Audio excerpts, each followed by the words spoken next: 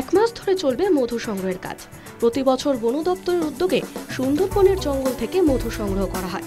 তেমনই এবছরও সুন্দরবন ব্যাঘ্র প্রকল্পের অন্তর্গত সজনেখালি ও বসিরহাট দুটি রেঞ্জ মিলিয়ে 51টি দলে ভাগ করে 440 জন মৌলদের নিয়ে শুরু হয়েছে মধু সংগ্রহের কাজ। বসিরহাট রেঞ্জের 37টি দলে 314 জন এবং সজনেখালি রেঞ্জে 14টি দলে মোট 130 জন মৌল জঙ্গলে মধু সংগ্রহের উদ্দেশ্যে গিয়েছেন। সুন্দরবনের মধু জিআই ট্যাগ পাওয়ার পর মধুর চাহিদা বেড়েছে বিশ্বজুড়ে। সেই কারণে পারিশ্রমিক বাড়ানো হয়েছে মৌলদের। এ গ্রেড মধু 270 টাকা থেকে বেড়ে হয়েছে কেজি প্রতি 275 টাকা। অন্যদিকে বি গ্রেড মধুর ক্ষেত্রে 5 টাকা কেজি দাম বাড়িয়ে করা হয়েছে 240 টাকা।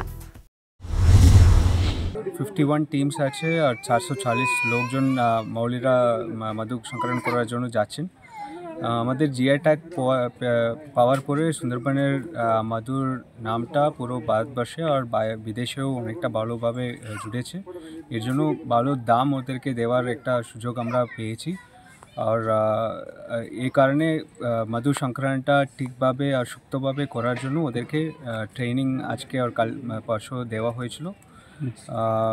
ওদেরকে ল্যাটেক্স গ্লাভস আর মানে নেট হেলমেট এসব কিছু দেওয়া হয়েছে ভালোভাবে ওনাদের সংকলন করার জন্য।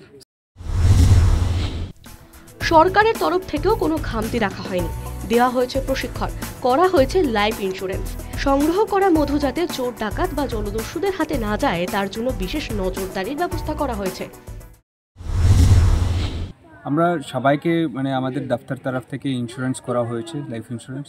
তারপরে আমাদের প্রত্যেকটা টিমকে ট্রেনিংয়ের সময়ও দেওয়া হয়েছে কীভাবে ওনারা মানে সিকিউরলি মধুটা সংকলন করতে পারেন একসাথে থেকে, আর কীভাবে ওনারা সংকলন করবেন ওগুলোও করা আছে। আর ওদের মধু যে কালেক্ট করা হয়েছে ওগুলো চুরি না হয়ে যায়, ডাকাইতি না হয়ে যায় তার জন্য আমরা ব্যবস্থা অনেকটা নিয়েছি। স্পেশাল প্যাট্রোলিং সাথে ওদের মধুগুলোকে আমরাও কালেক্ট করার ব্যবস্থা করে রেখেছি। সুন্দরবনের ডাঙায় বাঘ আর জলে কুমিরের উৎপাতের কথা কে না জানে, কিন্তু সেই সমস্ত বাধা অতিক্রম করে পেটের দায়ে ওরা ছুটছে ঘন জঙ্গলে। বছরের একটা মাস মধু সংগ্রহ করে বাকি মাসগুলি মাছ ধরে পেট চালায় মৌলরা। সংসারের সুরক্ষার জন্য, সংসারের আর্থিক অবস্থা খারাপ, এই বাচ্চা কাচ্চা সংসার চালানোর জন্য যায় ইনকাম করে। কিন্তু জঙ্গলে তো বাঘ আছে, কুমির আছে, ডাকাত আছে, সবটাকে আমরা মানে জানি, সব কিছু আছে, তবুও আমাদের যেতে হয় নিজেদের সংসার বউ বাচ্চা কাচ্চা বাঁচানোর জন্য। এই মাঝে মধ্যে তো বাংলাদেশি জলদস্যুদের হাতে পড়তে হয়। না, অনুভূতি পড়িনি, কিন্তু আছে তো অন্য মৌলেরা তো পড়ে।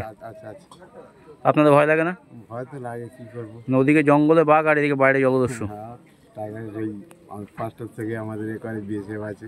এক মাস তো মধু সংগ্রহের পাস দেয়। হ্যাঁ, 1 মাস দেয়। বাকি সময় কি করে চলে? বাকি এই আবার 3 মাস পরে আবার সিজন খুলে যাবে, ওই মাছ ধরা।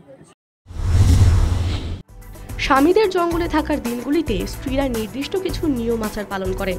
সেই কদিন দিনে কোনো কাজ করেন না বাড়ির মহিলারা, দিনে সিঁদুর পরেন না, রান্না করেন না। তাদের বিশ্বাস বনবিবি রক্ষা করবেন তাদের স্বামীদের। যাওয়ার আগে বনবিবির পুজো দেওয়া হলো প্রতি বছরের মতোই। মাকেই মার ভরসায় যায়, আমরাও বাড়িতেও মার আরাধনা করি। আচ্ছা, সন্ধ্যে সকালে। আচ্ছা, আপনারা কি বাড়িতে দিনের বেলা রান্না বান্না করেন না? না, আমরা দিনের বেলা সারাদিন রান্না বান্না করবো না, কাজই করবো না। কেউ আসলে তাকে বসতেও বলবো না, থাকতেও বলবো না। আচ্ছা, আমরা সকালবেলা ভোরবেলা উঠে রান্না বান্না করে গুছিয়ে নেবো, আর সারাদিন আর কিছু করবো না। আবার সেই বেলা ডুববে তারপরে। বাড়িতে সিঁদুর পরা যাবে না, বাড়ির স্ত্রীদের দিনে মাথা আঁচড়াতে পারবে না, সিঁদুর পরতে পারবে না। আচ্ছা, এক মাথা আঁচড়ালে রাত্রেবেলা মাথা আঁচড়াতে হবে, সিঁদুর পরতে হবে। আচ্ছা, রান্না রাত থাকতে রান্না করতে হবে, পরিষ্কার সকাল হওয়ার ভোরের আলো বেরোনোর আগে রান্না কমপ্লিট করতে হবে, আর ওদিকে সন্ধ্যার পরে রান্না করতে হবে। আচ্ছা, তো এইসব নিয়মকানুন মানতে হয় কেন? এই যেগুলো গুণিনরা বা এই হিসাবে যারা রুমাল পরাঠা দেন গোসাইরা, তারাই বলে দেন যে এগুলো মানতে হয়, তাহলেই সঠিকভাবে সুন্দরভাবে কাজ করা যায়। এটা আপনাদের বিশ্বাস? বিশ্বাস। যতই বাধা বিপত্তি আসুক সবকিছুকে পিছনে ফেলে জঙ্গলের উদ্দেশ্যে রওনা দেন মৌলরা।